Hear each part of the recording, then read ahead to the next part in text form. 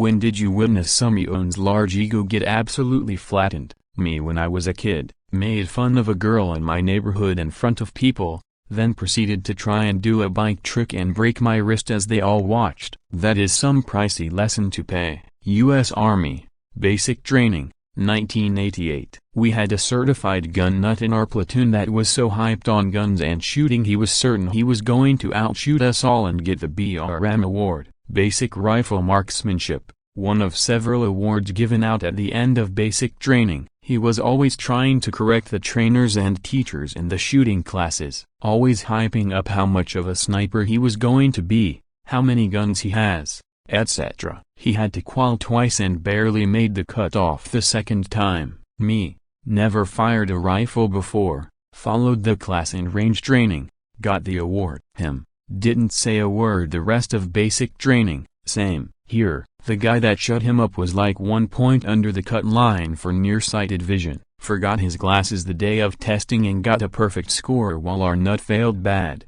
Once I saw 2 young kids probably like 13 years old, try to cross the street. A guy in a pickup truck yelled at them to get out of the way. The kids had the right of way, and said something back to the guy. The guy loses his shit, and jumps out of the truck acting like a hard ass and got up in the one kid's face screaming and yelling.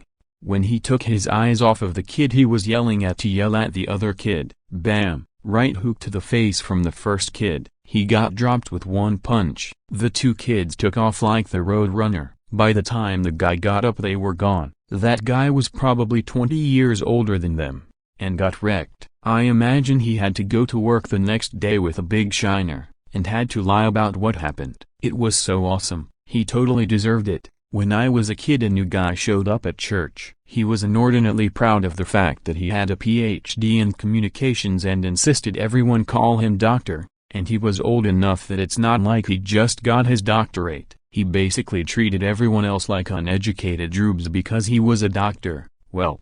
The neurosurgeon, the anesthesiologist, the radiologist, chief of radiology at the biggest regional hospital, the 3 dentists, the 2 orthodontists, and a handful of other people that I have no idea what they did all started calling each other doctor as well.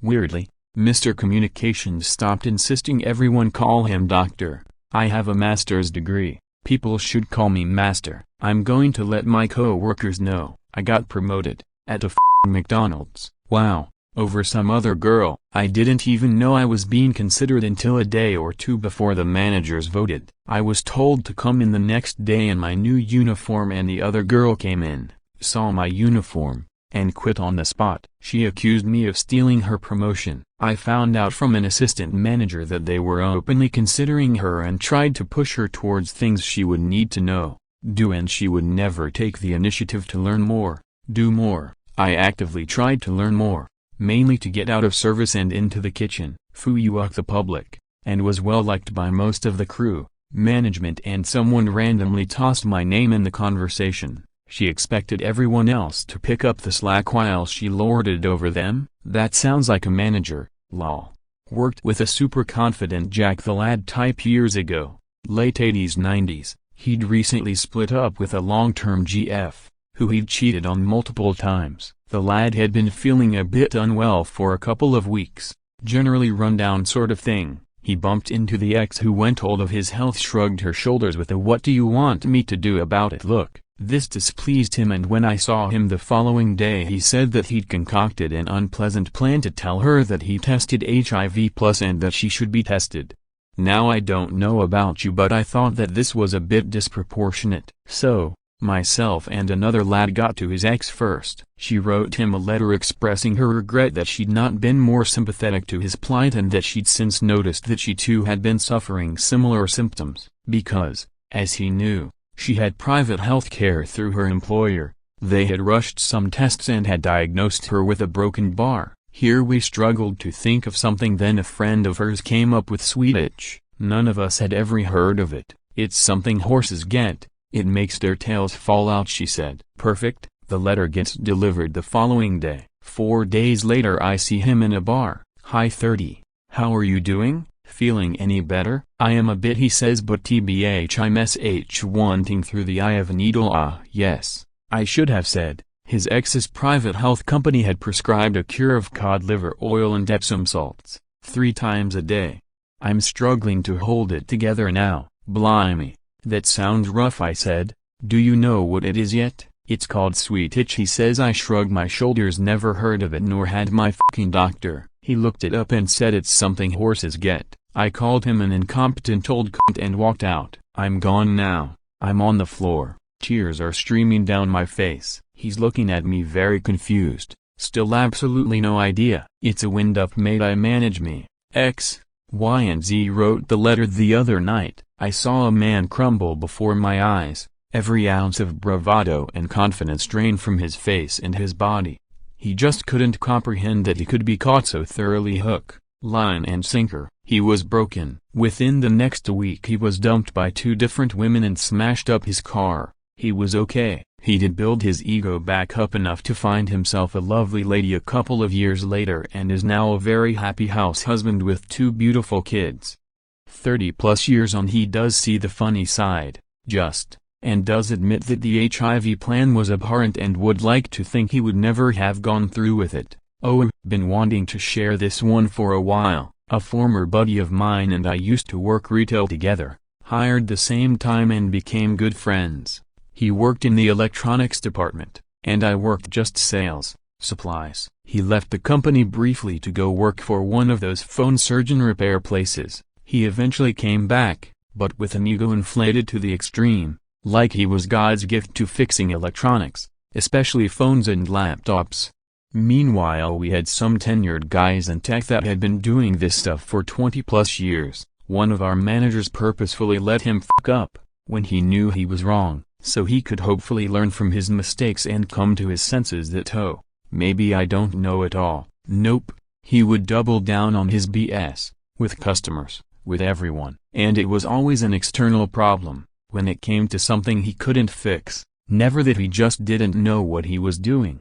He's now a manager at a PetSmart. There's this guy who always shows up to the public dog park and lets everyone know he is a professional dog trainer. One day he targets this good-looking woman with a big old German Shepherd. He goes up to her, gives her the usual spiel, hey, I train dogs professionally and just wanted to let you know that your dog is a killer. It's a good thing you have him out here getting his energy out. I can tell he is young and I'm sure you're coming home to tons of accidents and objects chewed up. I'll happily give you a free lesson. The woman looks at him and says, my dog is 5 years old and has never had an accident in my house and never chewed up anything. Dog trainer guy just sort of laughed and walked away. On to the next person he can bother. That reminds me of a girl that I boarded with years ago. Barn was co-op. All the boarders pitched in on chores. Barn owner was really nice and laid back, would let us ride her horses. Really nice, well-trained show horses. You kinda had to know how to ride them though because they were trained to very specific cues. Barn owner would teach anyone that wanted to learn. She was older and had mobility issues, so she saw it as a win because her horses got exercise and we got to ride fancy expensive horses most of us would never be able to afford. One longtime boarder worked one of the nicest horses in the barn regularly and he was a bit difficult to ride, so you really had to bring your A game, but if you knew how to ask him to work he was amazing. Complete dick if you didn't know how to ride him. New boarder fancies herself a top-notch horse trainer. Most of what she spouted was just garbage she was regurgitating from blogs and online forums. Longtime boarder is finishing up working the really fancy dickish horse and had been having a little trouble keeping him on the correct lead that day. New boarder insists she can fix him. They exchange a few words. Barn owner steps in and says let her try. She gets on the horse and makes a clumsy attempt at getting him to move forward. He takes a few steps and stops. She starts thumping on his sides. He takes a few steps backwards and pins his ears. We see her raise the crop and we all know what's coming.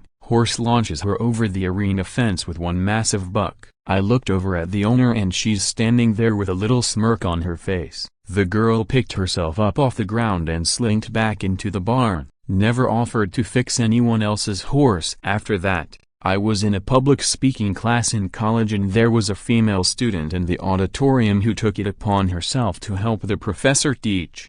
We were a few weeks into the semester, past the drop date, discussing distractions to the audience from the speaker behind the podium. The professor was talking about women wearing flats instead of high heels as there was a tendency to rock on the heel and move around. This self-helper took off her shoe, stood up, and displayed to the class what a flat shoe was, verbally stating, "Now class, this is a flat shoe, this is what you should wear," waving her hand underneath like Shazvana White turning letters. Note that she had also mentioned she had won awards for public speaking in high school and was only taking this class as it was required for her major.